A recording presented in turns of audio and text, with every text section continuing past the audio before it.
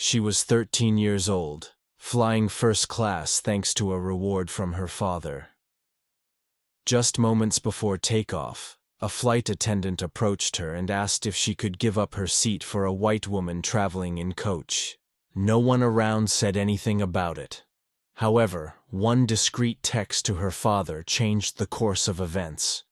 Sarah Davis's feet barely touched the floor as she settled into the soft leather seat of 2A. Her legs swung gently, nerves buzzing with quiet anticipation. She ran her fingers along the smooth armrest before glancing out the window at the runway stretching endlessly ahead. First class was a novelty she could hardly believe. It wasn't her birthday or a holiday, nor was it a trip for some major occasion. This flight from Portland to New York was her dad's way of saying well done. She had just finished 2 weeks at a STEM leadership camp at Oregon State. She was the only black girl in her group, and also the youngest. Her father, Richard Davis, had reserved this VIP seat to honor her achievement. He had told her over FaceTime the night before, his salt and pepper beard framing a wide smile that barely concealed his pride. "I want you to fly like you're going somewhere," he said, "because you truly are."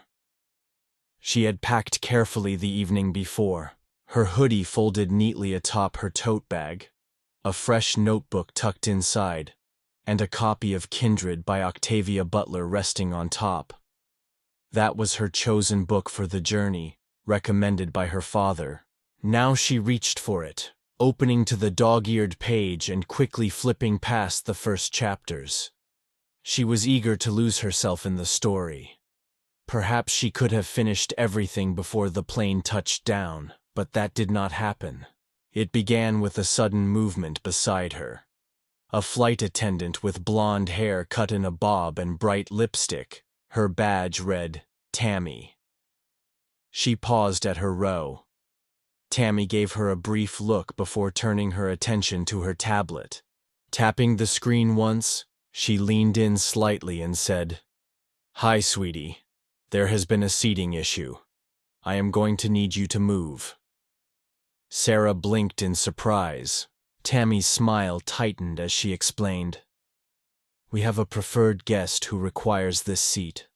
I will find you a spot in the back. It will not take long."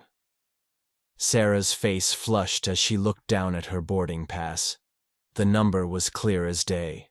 Looking back up, she said, "But this is my seat. I have done nothing wrong."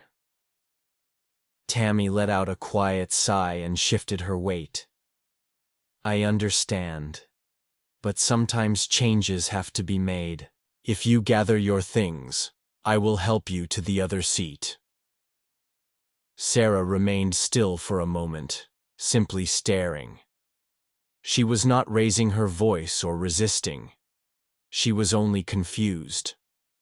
The attendant's tone softened slightly. "It will only take a minute, okay?" Now the eyes of other passengers were on her. A man sitting in row 2B looked over with discomfort, while a woman across the aisle frowned but said nothing. Sarah felt the weight of their gazes. She shoved her book into her tote bag and slowly stood, pressing her lips together. She trailed Tammy down the cramped aisle, feeling all the stares follow her. They settled her in 34C, a middle seat between a young man wearing a Seahawks jersey and a drowsy passenger. An older woman dressed in scrubs sat with the faint scent of peanuts and sanitizer lingering in the air, her knees pressed gently against the tray table before her. She did not shed tears, yet her throat felt tight and burning. Reaching into her pocket, she pulled out her phone and quickly typed a brief message to her father. No explanations, no additional words, just these simple lines. "They made me give my seat away." Then she slipped the phone back into the pocket of her hoodie and fixed her gaze ahead. No one spoke to her. Not Tammy, not the other crew members, not even the nearby passengers. Only silence surrounded her. Far away in Tacoma, Richard Davis had just received that message, and he was anything but silent. When the text arrived, he remained calm, reading it once, then again. They made me give my seat away. No punctuation, no emojis, no follow-up. Just those exact words. Richard sat in his office on the third floor of a glass building overlooking the water near Ruston Way. His assistant had left moments ago to grab lunch, leaving the space quiet. One hand rested on a pile of grant proposals, the other held his phone. He did not move immediately, as he was familiar with this sensation. A flicker behind the eyes signaling that something was off. Not a disaster, but far from minor. A subtle shift in the air. Without haste, he opened the airline app and checked her flight status. It was still on the tarmac, not yet departed. He refrained from calling or texting Sarah back, knowing better than to create a disturbance while she was trapped miles above the ground with no immediate help. Instead, he scrolled through his contacts until he found the name Damian Sinclair and tapped on it, preparing to take the next step. They had not spoken for 3 months, not since that energy summit in San Diego. Yet the connection remained strong. Damian Sinclair sat on the board at Altisphere Air. They had met several years earlier during a discussion panel on sustainable infrastructure and connected over the challenges of raising daughters in a technology-driven world not designed for them. Richard Davis tapped Damian's name on his phone, which rang twice before Damian answered. "What is going on?" "I need you to look into something quietly," Richard said. Damian's tone immediately changed. "What is wrong?" he asked. "My daughter is on Flight 7 Wainton, just boarded at PDX, assigned to first class, seat 2A. A crew member moved her to the back of the plane without any explanation. They said the seat was needed for a preferred guest." Silence followed. Then Damian asked what he wanted to know. "She is only 13. Richard exhaled heavily. "I am not looking for a scene or a public confrontation," Richard said firmly and quietly. "But I want to understand what rules allow a child with a confirmed first-class ticket to be bumped during boarding for a passenger who did not pay for that seat." "I will personally investigate it," Damian promised. Richard hung up, leaned back, but still did not text Sarah Davis. She did not need stress. She needed calm. He trusted her, but even more, he trusted his own judgment. He recognized the difference between a simple misunderstanding and something that felt intentional. Meanwhile, on the plane, Sarah gazed silently at the seat in front of her. The captain had just announced upcoming turbulence.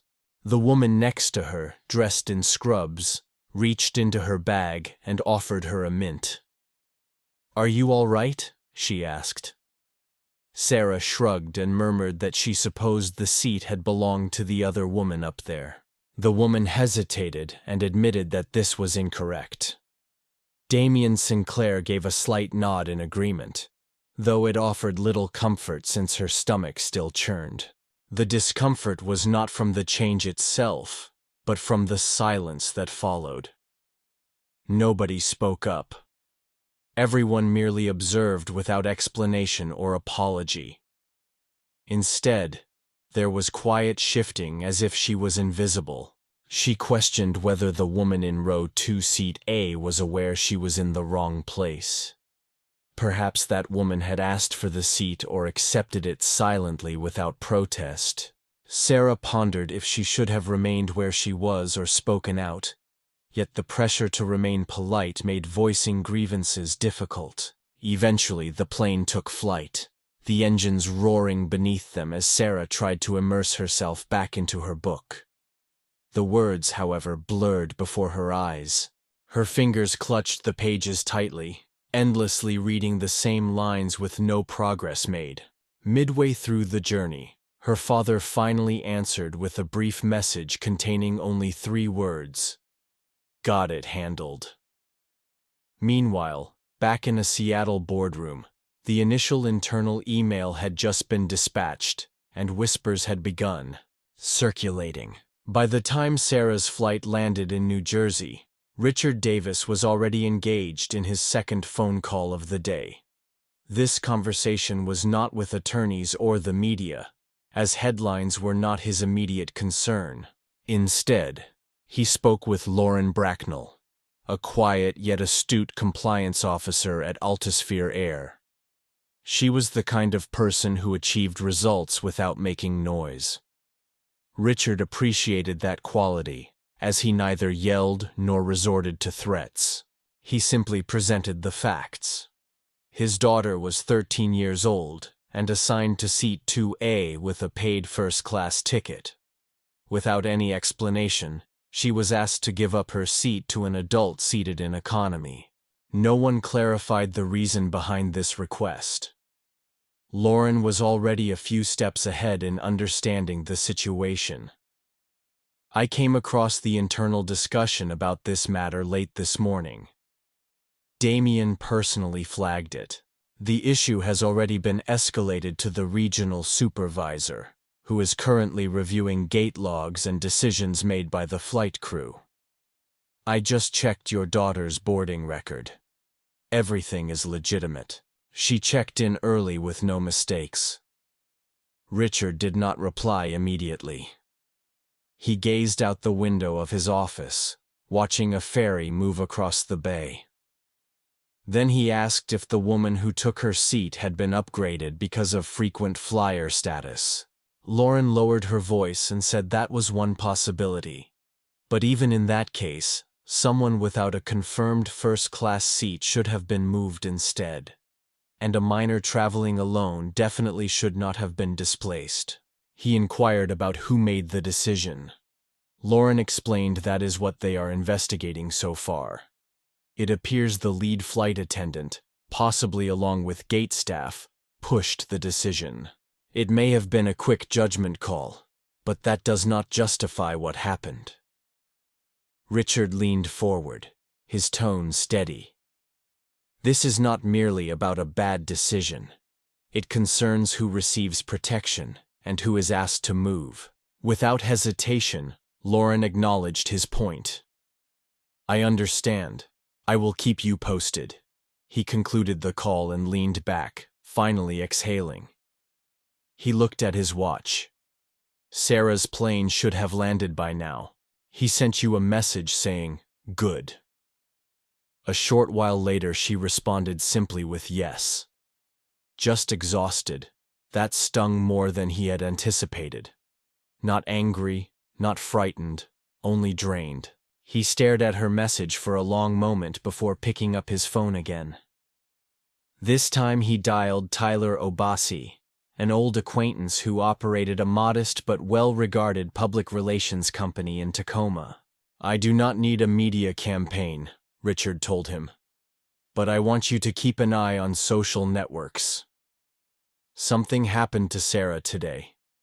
It might stay under the radar, or it might not. In either case, I want to be prepared. Tyler agreed without hesitation. While Richard handled calls, Sarah wheeled her suitcase toward the pickup area at Newark Liberty Airport. Her Aunt Noreen spotted her from the car, got out, and waved her over. Sarah smiled, though it was faint. Hey baby, Noreen hugged her tightly. Look at you, my little traveler. Sarah exhaled, realizing she had been holding her breath. Are you hungry? We have time before the Holland Tunnel. Want to stop for fries? Yes. She nodded. Fries sound good. She did not mention the flight, not yet. Noreen didn't ask. She just turned up the music a little, humming along to an old Lauryn Hill song as they merged onto the highway. But somewhere between mile markers and toll booths, Sarah's phone buzzed again. A message from a classmate back home read, "Are you okay?" I saw a post about a kid getting moved from a first-class seat. That wasn't you, right? Her stomach churned. By the time she refreshed her feed, the post had already been shared over 2,000 times and people were asking questions. By 7:40 the following morning, Lauren Bracknell's inbox was overflowing with messages. No press inquiries, not passengers, but internal reports from the flight crew, time-stamped logs and gate communications. Someone from the corporate legal team had already flagged the flight. The subject line was PDX 718 seat reassignment priority review. She opened the folder and began to investigate. Flight 718 had boarded promptly at Gate C4 in Portland International Airport. The final destination was Newark Liberty. The lead gate agent was Brenda Heller, and the flight service manager assigned was Martin Reese. The lead flight attendant was Tammy Gibbons. Lauren's eyes tightened. Tammy was the same name Richard Davis had mentioned earlier. She scrolled through the incident timeline. One log entry noted a seat adjustment requested by crew to accommodate a platinum-tier flyer, but the flyer's name was redacted. She reached for the phone and dialed Martin Reese. He picked up on the third ring. "Reese, this is Bracknell. You were the onboard manager for 718 yesterday, right? Is something wrong? I am reviewing a reassignment decision where seat 2A, a young girl, was moved to the back during boarding. Could you explain what happened?" Reese exhaled heavily, saying that the decision was Tammy's. There had been a platinum flyer who had been bumped from first class on a prior leg, and corporate instructed them to prioritize that passenger at the next opportunity. Tammy flagged the child's seat and told him it was a booking problem.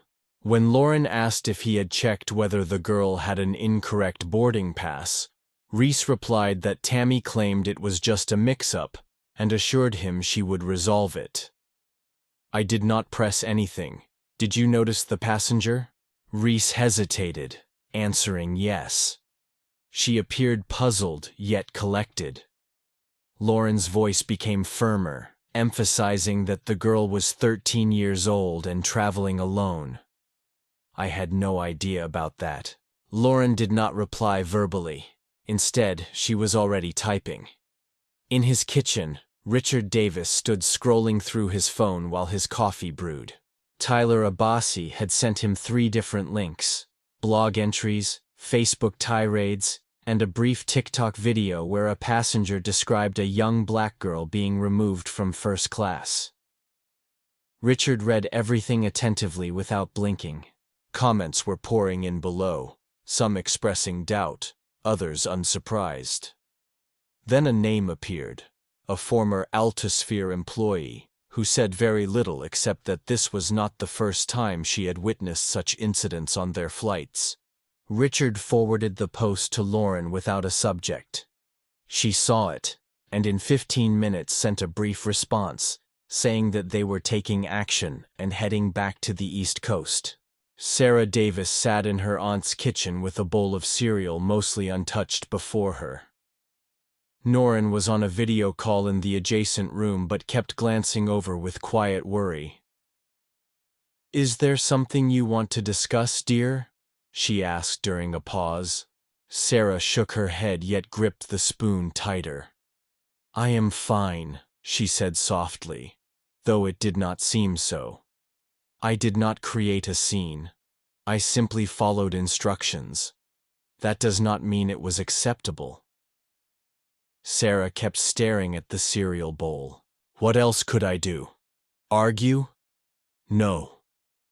Norrin replied gently. "That does not mean you have to bear the burden as if you did something wrong." They remained quiet for some time. The spoon clicked softly against the ceramic. Then Sarah asked why nobody spoke up.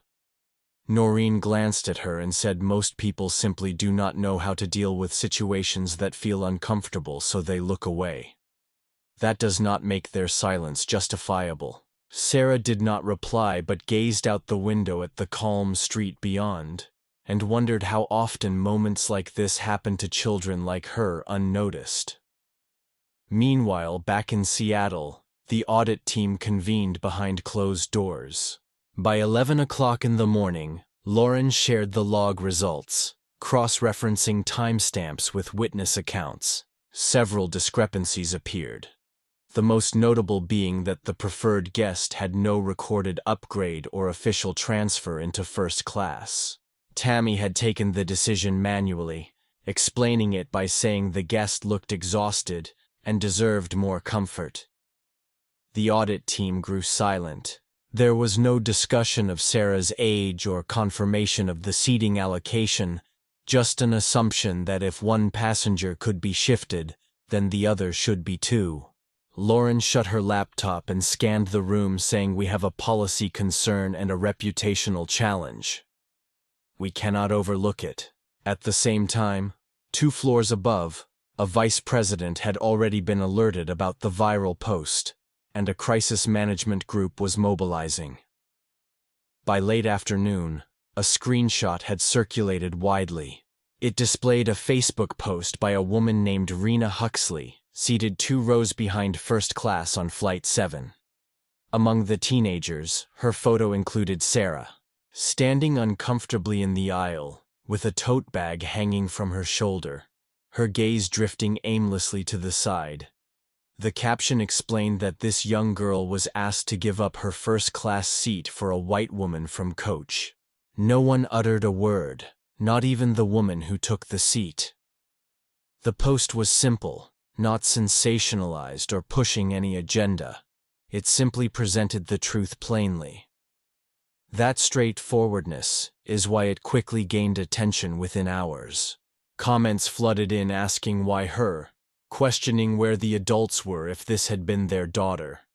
Hashtags spread, memes appeared, and news outlets began sharing the story as part of their coverage.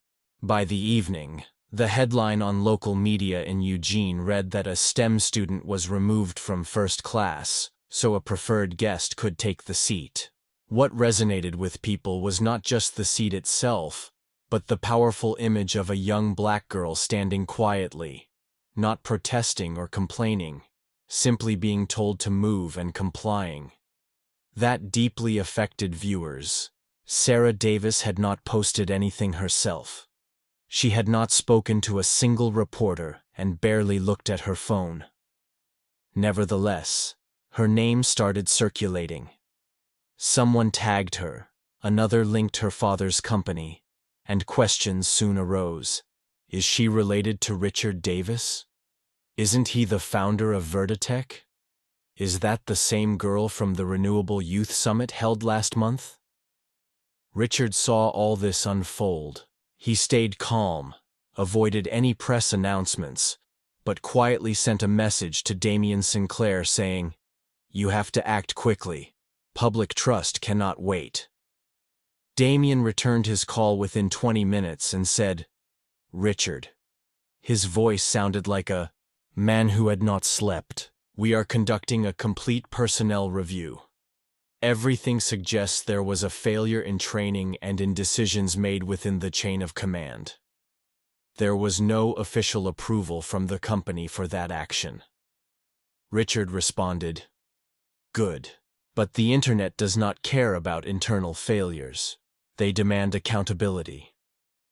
I am aware we are working closely with legal and public relations. An announcement will be made soon.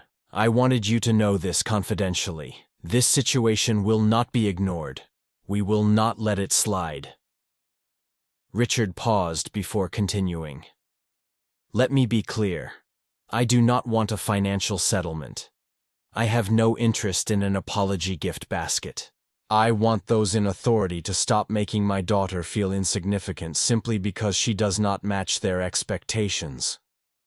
Damian's tone lowered as he said, "We understand your frustration." Meanwhile, Sarah sat on her aunt's couch, half watching reruns of Chopped and half scrolling through her social media feed. Her fingers moved slowly, fully aware of what she would come across. She knew her name was circulating online. The oddest thing was the number of people who were angry on her behalf. She did not feel angry herself, not exactly. Instead, she felt exhausted once more. When Tammy entered carrying a bowl of popcorn, she asked softly, "Do you want to talk about it?" "Not really," Sarah replied. "That is okay." "You don't have to if you don't want to," Tammy said. "It is strange, though. Everyone is discussing it even though I did not say a word," Sarah added. "You didn't have to," Tammy replied. What happened spoke volumes. Sarah glanced back at the screen where another post appeared. This one was from an employee at the airline. People expressed embarrassment but no surprise. Then a video appeared showing a woman sharing her own experience. She had been moved from business class to economy after boarding, but she contested it and refused to move. They allowed her to remain in business class. That woman did not resemble Sarah Davis. Sarah closed the app Alter. Shortly after, Sphere Air released its initial public statement. It arrived 12 hours later and seemed heavily filtered by legal advisors. However, its core message was this: "We are reviewing a personnel matter that took place on Flight 7 Winton, and have temporarily suspended the staff involved while we conduct an investigation. We are dedicated to fair treatment for every passenger." The responses were blunt and unyielding. Many labeled it empty corporate rhetoric arriving too late. One replied, "If you are committed to fairness, then why was a child asked to move?" Beneath that, another commented, "Because nobody expected she would resist." Yet, 2 crew members were already suspended, and by morning, Tammy Gibbons had deactivated her social media profiles. 3 days after the incident, the narrative shifted. It was no longer quiet whispers across social networks or fuzzy images on someone's phone. This time, the information came directly from Alticia Air's verified account. The message stated that 3 crew members were terminated following an internal probe into the Flight 718 event. The post was brief and formal, mentioning no names, citing violation of passenger treatment policies, and concluding with a claim of the airline's renewed dedication to passenger equality. Still, the audience read into it beyond the surface. They all recognized the identities of those 3 crew members. One of them was the gate supervisor, Brenda Heller, who authorized the system override. Another was Martin Reese, the onboard manager, who confessed that he never actually confirmed the decision.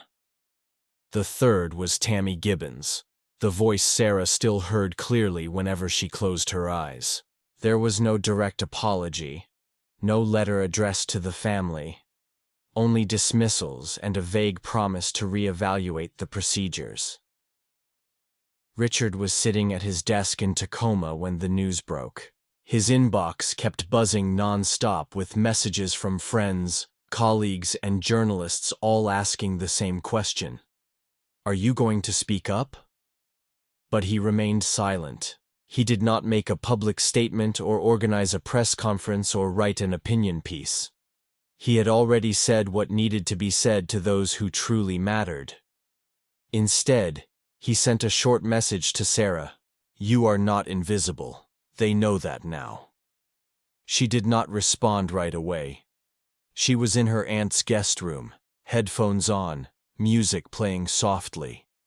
She had learned about the firings through a direct message from a classmate. "You saw you got them fired, girl." The message did not make her feel powerful.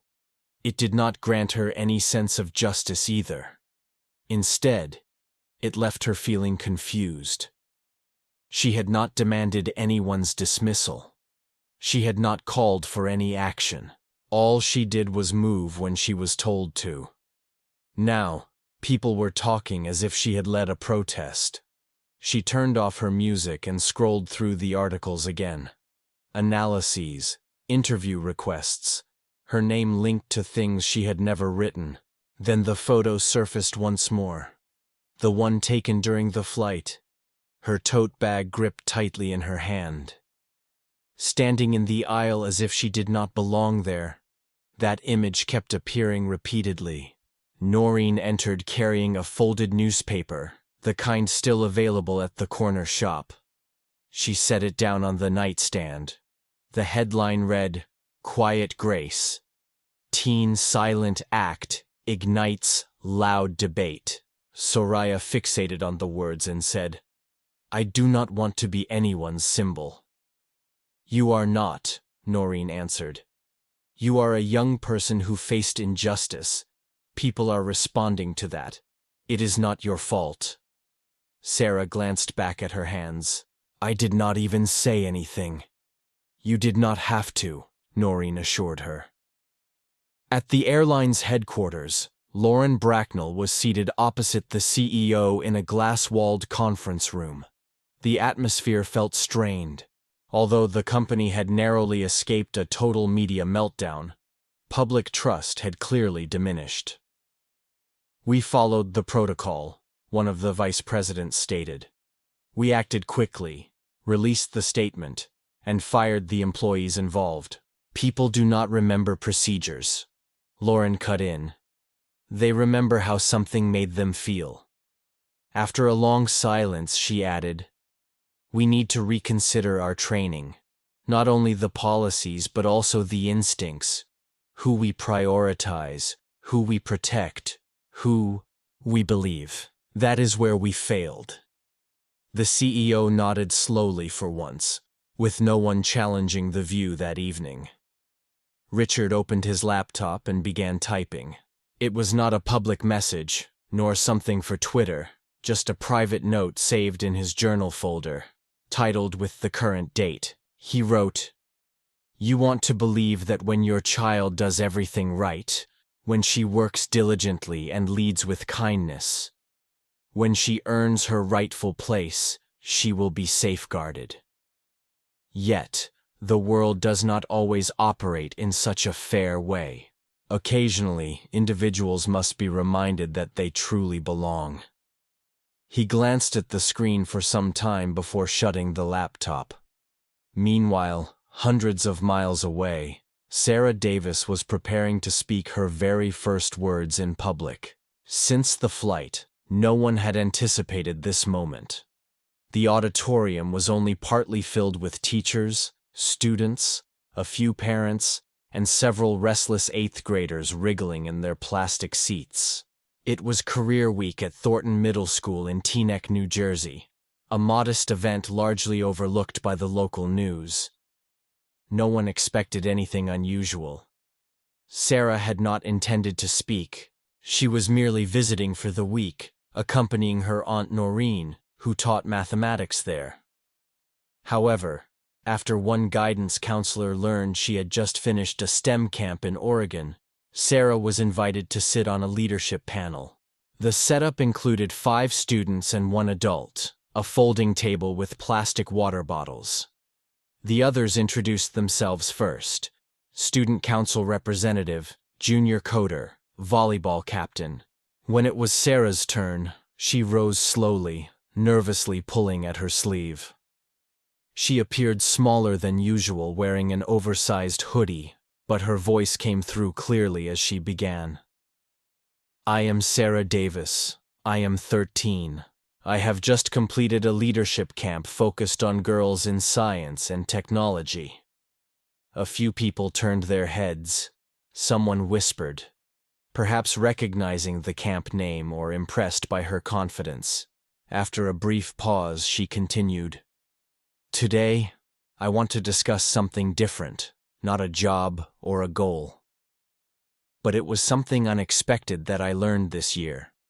The room grew quieter. "I traveled alone to New Jersey last week. My father gave me a first-class ticket. It was his way of showing pride in me." A few teachers exchanged glances. Just before the plane took off, someone asked me to switch seats. They did not explain much, only said another person needed the seat more. Sarah did not raise her voice or make a scene. I moved without arguing or crying. Later, I realized I had given up a place I had earned. No one asked the person who took my seat if she deserved it. She accepted it without question. The room remained silent. It is not just about a plane ride. It is about whom people expect to occupy certain spots and who they consider to be only passing through. She glanced at the students seated in front, some now wide-eyed.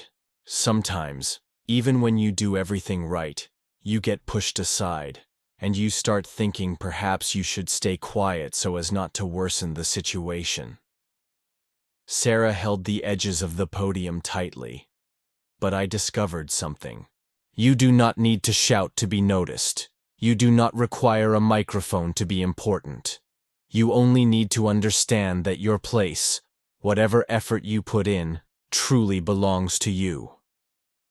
One of the teachers at the back wiped away a tear. So if that ever happens to you, if someone tries to diminish you or silence you or make you feel out of place where you have worked hard to be, do not believe them and do not shrink. After a long pause, the gym stayed still. I did not choose to become a headline. I did nothing extraordinary. I simply remained present. She stepped back hesitantly.